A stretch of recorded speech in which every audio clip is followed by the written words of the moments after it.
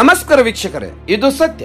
Apollo ಕ್ಯುಬಲಾಯ್ ವಿವಾದಾತ್ಮಕ Philippines ನ ಪಾದ್ರಿ ಮತ್ತು ಕಿಂಗ್ಡಮ್ ಆಫ್ ಜೀಸಸ್ ಕ್ರೈಸ್ಟ್ ನ ನಾಯಕ ದಾವೂದಲ್ಲಿನ ಅವರ ಸಂಯುಕ್ತದಲ್ಲಿ ನಾಟಕೀಯ 2 ವಾರಗಳ ನಿಲುಗಡೆಯ ನಂತರ ಬಂಧಿಸಲ್ಪಟ್ಟರು.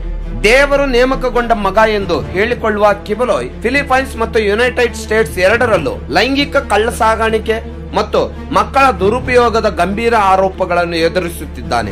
ಅವರ ಆವರಣದ ಮೇಲೆ 2000ಕ್ಕೂ ಹೆಚ್ಚು ಪೊಲೀಸ್ ಅಧಿಕಾರಿಗಳು ದಾಳಿ ಮಾಡಿದರು ಮತ್ತು ಅವರು ರಹಸ್ಯ ಭೂಗತ ಬಂಕರ್ ನಲ್ಲಿ ಅಡಗಿರುವುದು ಕಂಡು ಬಂದಿದೆ. ಅಲ್ಲಿ ಮಹಿಳೆಯರನ್ನು ಅವರ ಇಚ್ಛೆಗೆ ವಿರುದ್ಧವಾಗಿ ಬಂಧಿಸಲಾಗಿದೆ ಎಂದು ತಿಳಿದು ಬಂದಿದೆ. ಕ್ಯುಬಲಾಯ್ ಮಹಿಳೆಯರನ್ನು ಲೈಂಗಿಕ ಸಂಬಂಧಗಳಿಗೆ ಒತ್ತಾಯಿಸಿದರು ಎಂಬ ಆರೋಪಗಳು ಸೇರಿವೆ.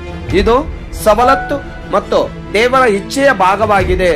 ಅವರು ಎಲ್ಲಾ ಆರೋಪಗಳನ್ನು ನಿರಾಕರಿಸಿದ್ದಾರೆ. ಆದರೆ ಈ ಅಪರಾಧಗಳಿಂದಾಗಿ 2021ರಿಂದ ಯುಎಸ್ ಅವರನ್ನು ಹಸ್ತಾಂತರಿಸಲು ಪ್ರಯತ್ನಿಸುತ್ತಿದೆ. ಅವರ ದೀರ್ಘಕಾಲದ ರಾಜಕೀಯ ಸಂಬಂಧಗಳ ಹೊರತಾಗಿಯೂ ವಿಶೇಷವಾಗಿ ಮಾಜಿ ಅಧ್ಯಕ್ಷ ರೋಡ್ರಿಗೋ ಡ್ಯೂಟರ್ಟೆ ಅವರೊಂದಿಗೆ ಪ್ರಸ್ತುತ ಆಡಳಿತವು ಅವರು ವಿಶೇಷ ಚಿಕಿತ್ಸೆಯನ್ನು ಪಡೆಯುವುದಿಲ್ಲ ಎಂದು ಸ್ಪಷ್ಟಪಡಿಸಿದ್ದಾರೆ.